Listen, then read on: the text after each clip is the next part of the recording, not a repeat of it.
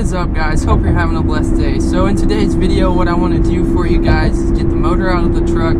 So there's a few things we still have to do. I need to go get a harmonic balancer removal kit to get the balancer off, and have to go to O'Reilly's to get that. You have to use a Chrysler harmonic balancer removal, and so I called them to see if they have it, and they don't. The funny thing is her brother, my future brother-in-law, actually has it rented out, so we're headed to his house to go get it. So hopefully you guys enjoy this video. I have a surprise for you at his house before we get started with the truck, so hope you enjoy it. So we're here, guys, to show you a few of his projects he's got going on. This is why he had the Chrysler balancer puller. He put a new oil pump on his truck. He just got this. It's a 06. And show you what I was going to show you, the surprise, his bug. It's a 66. It's gorgeous. For its age, excellent condition. Love this thing. He took me for a ride in it. It's pretty nice.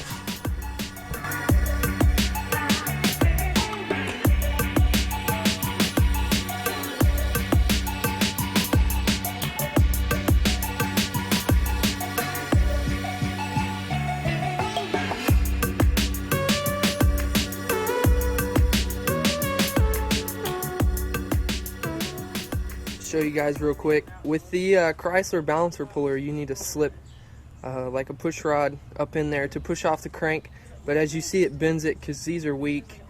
And show you what Rayson figured out. He figured out to use socket extensions to push off. They're a lot stronger, so that's going to save me some. He's going to let me borrow this, so that's nice of him. But I want to turn his truck over real quick just to kind of brag on his work. He's got his oil pressure back. It had dropped to 20.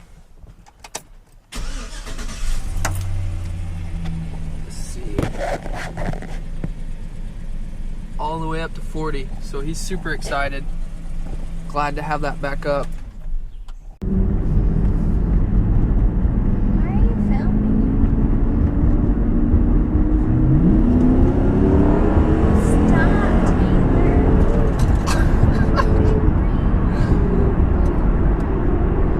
So guys, we're back home. We kind of stayed over there a little bit longer than I planned, so it's getting dark. I'll show you real quick. See, the sun's going down, but I have the light set up here, and I did a couple of things right fast. I taped off the ports. I know that I'm just gonna tear into it, but I don't want anything getting down in there. And then I pulled the starter off. I'll hit this light real quick.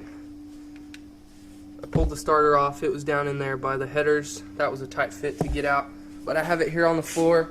I think what I want to do is I want to go ahead and get that rebuilt or get a new one. I just don't want to mess with it. Make sure it's good before I put it back on. And so now what I'm going to do is I'm going to unbolt the torque converter. So I'll get going on that. And then after that, we will get the balancer off. So I need to get working on those two things. I might have to get the balancer off tomorrow. We'll have to see. Alright, just to show you guys where you access this. There's a little black cover. Let's see, this is kind of hard to show. Right here, I got to get that black cover off, and then the torque converter bolts are just right behind it, and I'll rotate the crank to get to each one of them. I believe there's 3, and so I'll get that off real quick. Alright guys, so I'm up under it, and I'm just trying to show you guys where these torque converter bolts are. Hopefully you can see, but I have my dad, he's rotating the crank, so go ahead and rotate it, Dad, and you will see one of these expose itself. I got the first one loose. Kind of a pain, but you can be a sissy when you're done. That's good, Dad. Just go a hair further so you can see it right there. Now that exposes it. And I'll get this one off too, and we'll keep grinding at this. These are really hard to get off, but you just gotta use as much strength as you can to get them off. Alright guys, hopefully you can see me, but all 3 of those are out, and I got some nice battle wounds for it. Nothing too bad, just busted knuckle up a little bit. I could have avoided all that if I had a set of gloves on. Got my wrists a little bit, but nothing too bad. So that's off now, guys. So next what I need to do is get the, I think I need to get the balancer off next. That's what I want to go ahead and go after. So I'm going to get something holding the flywheel in place, and I'll get after that and try to get that baby off of there. That's a lot of torque. I can't remember. I think the torque spec is in the 200s when I put that back on there. And so it's going to be a little bit of work to get that off, but I hit the gym every once in a while. Not really, but I'll try to get that off of there next. So guys, I'm going to end here tonight, and then tomorrow morning what I'm going to go do is go get a cheater bar. I don't have it here. It's over at Julie's, the cheater bar. I normally usually get the balancer bolt off. And so tomorrow that's the first thing I'm going to do. And then other than that, just the bell housing. And then I'll be able to stick the plate on and then undo the motor mounts and pull that sucker up and out of there. So that'll be exciting. But we got to work on it a little bit more in an hour tonight. So that's good. But tomorrow I'll have way more than an hour to work on it. I'll have half a day basically. So I should have a lot done. I don't have the valley lift plate yet. So I have to wait on that. So unfortunately I can't do it all tomorrow. I can't pull it out. That would be great if I could. But so that's where we're going to start off tomorrow, guys. Alright guys, we're back. It's the next day. I went and got a cheater bar like I said.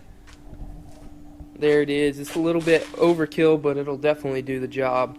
And so underneath I have the I have a bar shoved up in there and the flywheel through one of the holes in the flywheel. And then I have a jack holding that bar in place so it's not going to drop anywhere. And then also I twisted the crank to make sure that it's pressed up against the inlet to the bell housing. So it's already twisted over and locked into place where it needs to be.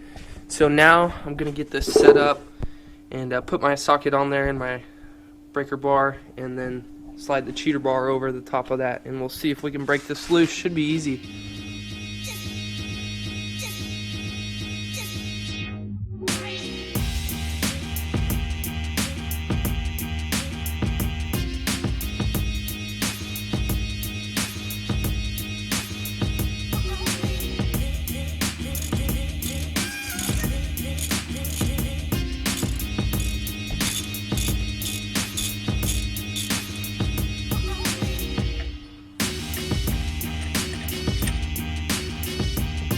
Got that sucker out of there.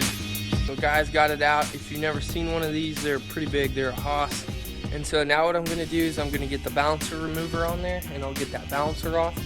And then we just got one more step before I'm ready to bolt the lift plate down.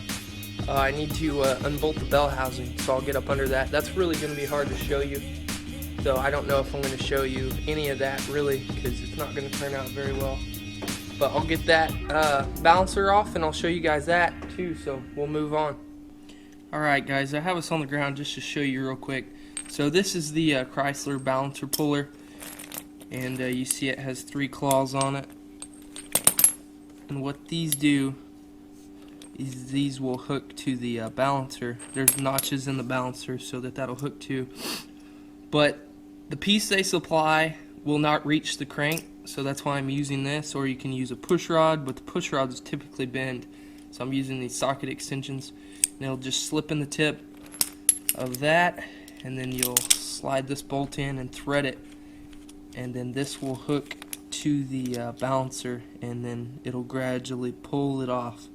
And so I'm gonna get that set up for you guys and try to get a good shot on it with the camera.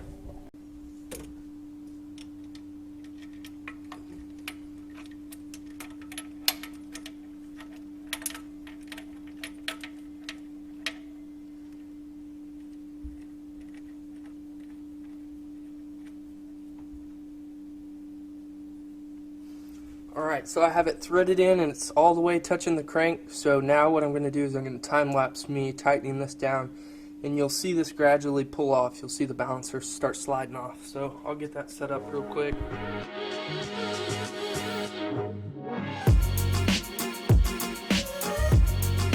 Alright guys, so I switched the video because this is coming off really quick. So I want you to see right here where you can see it pulling off. It's already come off some, but it's probably about to fall.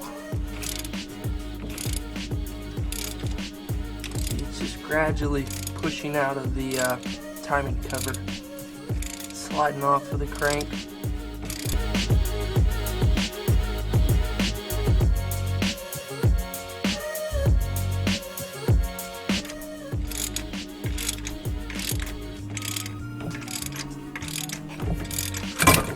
And there we go, there it came off. pull the jaws off of there.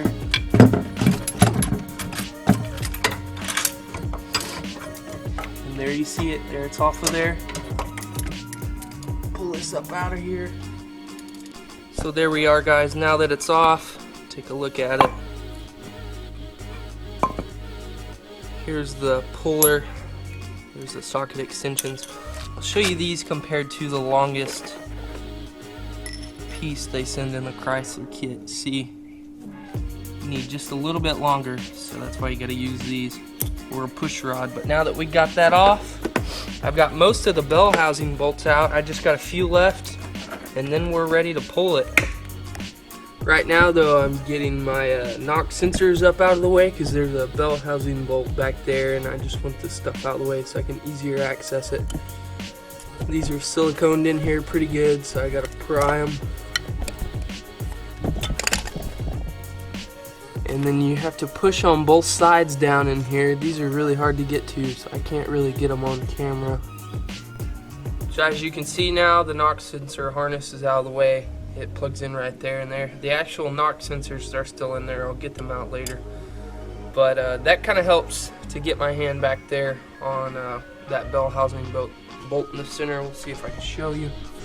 It is right there. You can see it sticking out. And then there's two more after that one that I got to get out. So I'm going to get those out real quick. Alright guys, so the plate finally came in. So I'm going to crack into it. The Motion Raceworks Valley lift plate. A knife here, cut it open. Get back. Got it open now. Look at that. It's nice. It's got the bolts in the side. I like that you can just store them and screw them in, and then you can bolt it down to the factory valley slot. It's pretty heavy duty looking. It's got some good welds on it. But yeah, this is a Motion Raceworks valley lift plate. I got it off of LS Parts for Sale, LSX Parts for Sale.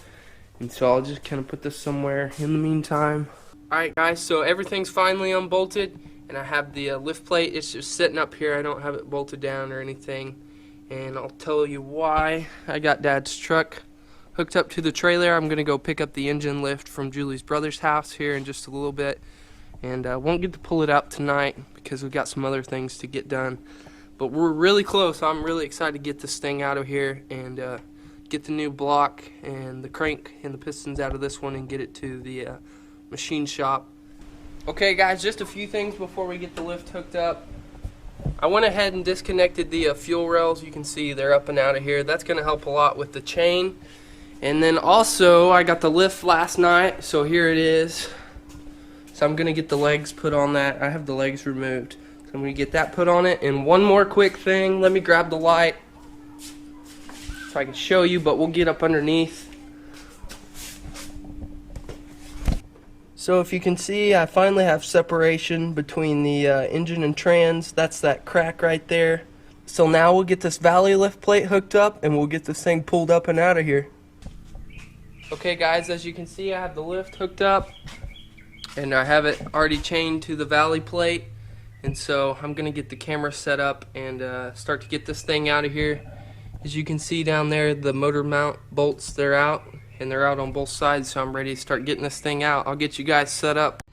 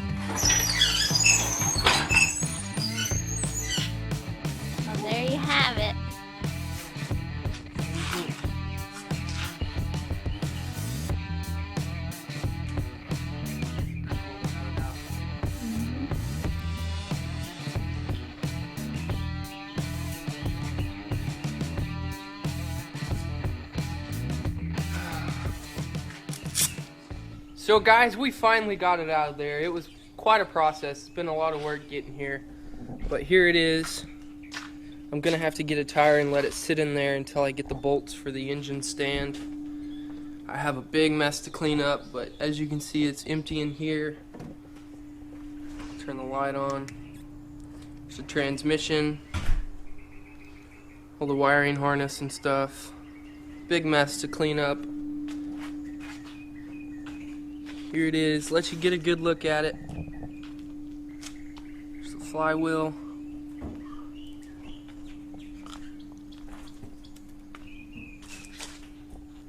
So before we end this video, guys, I want to just kind of explain something that gave me fits, and it might give you fits if you're doing this. These dowel pins or alignment pins, whatever you want to call them, on the engine block, these get stuck sometimes in the bell housing when you're trying to get it out, and you got to pry it with a pry bar to separate them, and they don't like to come out sometimes. So it just took a lot of prying and took up a lot of my time, honestly, today to get that separated, or else I could have had it out a lot quicker. But guys, we're finally done, and I can't even explain to you how excited I am to get it out. And now that we'll be moving forward and getting it out to the machine shop and getting this thing freshened up. So yeah, it's going to be a lot of fun, and there's going to be a whole lot more power on this channel. So shooting for over 400 horsepower, and you might say maybe this 5.3 won't do that. And there might be a chance that there's a surprise coming for the channel. I'm not 100% sure. I'm trying to get it in the works, but there's going to be at least 400 horsepower coming for this truck. But guys, to wrap things up, hopefully you enjoyed this video. We put in a lot of work to get this thing out of here.